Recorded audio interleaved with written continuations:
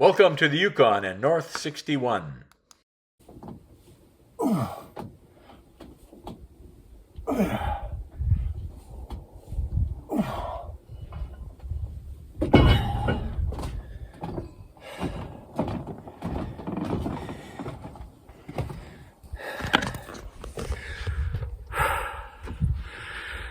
After 8 months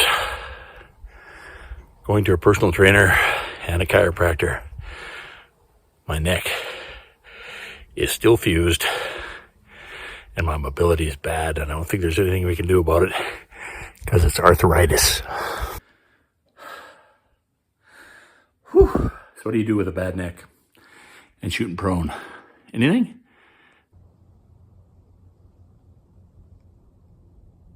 Okay, got one.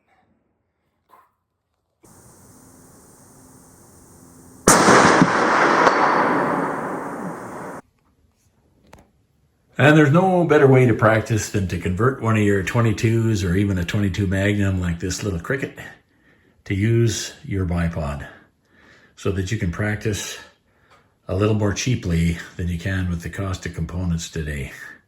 That it really encourages. So I use this a lot this summer, this little cricket. So yeah, I just glued the socket in there so that I can put the mud guard or the bipod right in there. Neat. One thing you can do is get the highest bipod you can, higher than you might think. When I was a kid, I used a low bipod. The higher you go, the more shake you have. But I am able barely to get into position with this 13 and a bit inch bipod. That's a bipod from Spartan Precision. It's one of the old ones. They have two lengths, long and short. I got the long one. And it is barely good enough for me to get into position horizontally or slight uphill. If I have to shoot a lot uphill, it's not high enough. And even horizontally, another 2 inches makes a huge difference. So I'm now looking for a bipod that gets up to at least 15 to 16 inches instead of 13 inches. So, yeah, and then you need to rest on your backpack or something big so that you can be steady. But you're still not going to be as steady high as you're low. The other thing is you have to understand the geometry of your position. So if you've got limited ability to move your neck up, you got to move your back up and put something under your chest, like your backpack, under your chest. Rest it on your chest so you're not having to do all that muscular work of getting your back up, and that'll create a bit of shake. So put something under your chest. You can also use it to rest your rifle on. Practice in the mountains, because sometimes you can use topography. Like if I can get a hill where I can put my legs down, it takes all the pressure off. So practice in different topographies. And coming up,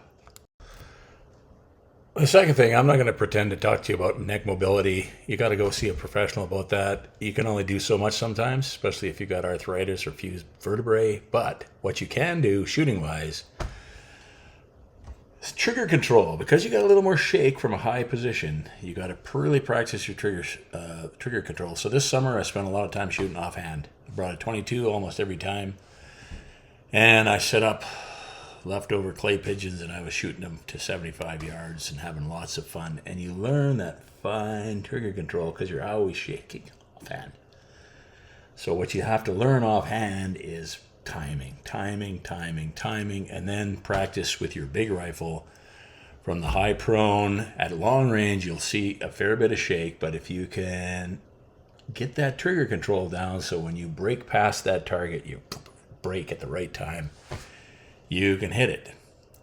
So this year we had our first Blackjack competition at the gun range, and I was very nervous about it because of my problems. I can barely even get into prone even at 13 inches high. I do go on. So how'd I do? So there it is. This is the winning setup in the first ever Yukon Blackjack challenge, which is based on the Cortina challenge with a few modifications. It's the only footage I have of the event. Sorry about that. I didn't think people wanted it all filmed, so that's me in the firing position. It's fun. We shot at 10, 8, 6, 4-inch plates, and then 2 2-inch plates. So there's 6 plates in total. And I was lucky enough to hit everything. And the second plate twice. So that was good enough. And it was only at 327 yards, not the 500 yards. So it was a modified. Most of us were shooting from prone.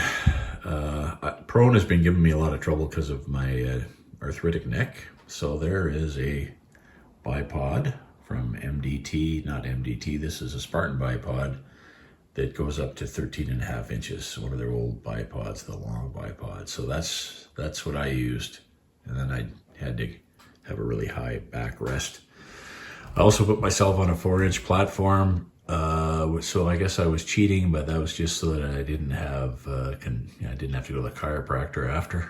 So it's not worth it. So this is a standard Tikka T3. It was a Tikka Light.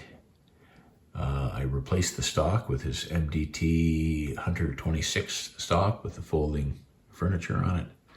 It has on it an Athlon 2-12 to 42. I decided on this, instead of the 280 AI, they both shoot 0.6 with their best loads. And the best load on this is the 155 grain Bergers with H4350. And it's it's over a lot of rounds. I'm getting a 0.6 inch average. So that's not baloney. A lot of people say, oh, it's sub MOA because they got one 3-shot group of MOA. Well, that's easy to do if you shoot a little bit. What's harder to do is to get something that's really, really shooting well over, like when you get 10 3-shot groups together, you can start being a little bit more confident. It's got a 22-inch barrel. It's a 30-06. Why this over the 280 AI? 280 AI heats up a lot faster. So 10 shots in 3 minutes was our modified Blackjack challenge. So I also picked this because it's got 5-round magazines, so I took 2 magazines. And this big bolt knob allows you to shoot this almost as fast as a semi-automatic. It's just really, really quick to use. It's so slick. The action is so slick. These Tikkas are really, really good. So I was able to put all my effort in actually shooting rather than looking for rounds and loading and all that sort of stuff. Also, I was lucky enough to be drawn first. So the 2-inch targets still had paint in them. So I could see them really well the first time through. And then I shot another one without the paint and I could barely see it. And that's what everybody else had to put up with, is that almost an invisible 2-inch target. So perhaps I got really lucky by drawing first. So I hit we had 10 shots at 10-inch, 8-inch, 6-inch, 4-inch plates, and then 2-inch and 2-inch plates was the way that we worked this. And I was able to hit those 2-inch plates 3 times. And what's that? 6, 7, 8. I missed twice, 2 or 3 times, I can't remember. All the 2-inch plates. So this rifle was perfectly zeroed. That helped a lot. And I had a high backrest, and that helped a lot. So it was a lot of fun. We picked 327 yards because we want to discourage people from shooting at long range, mostly because of this wind. Wind is really, really tricky when you're shooting at a live animal. So it was a little bit humbling because everybody missed. And, when you get out to 400 yards, it's harder. When you get to 500 yards, it's way harder because of wind.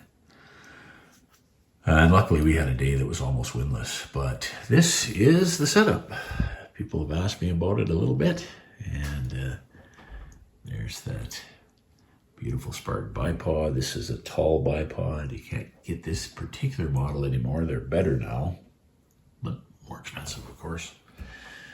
And I found the ergonomics of this rifle really, really helped. The straight stock with a little bit of rise there. The high rings, recoil comes straight back, easy to function. This was a really, really good rig. The only way it could be better is if it was in a milder cartridge, but the whole idea of this is to practice so that you're ready for the field. So I took a 30-06, 155 grain Bergers, good ballistic coefficient, 0.6 inch groups, and the barrel heats up a lot slower than that 280 AI. So this was the rig.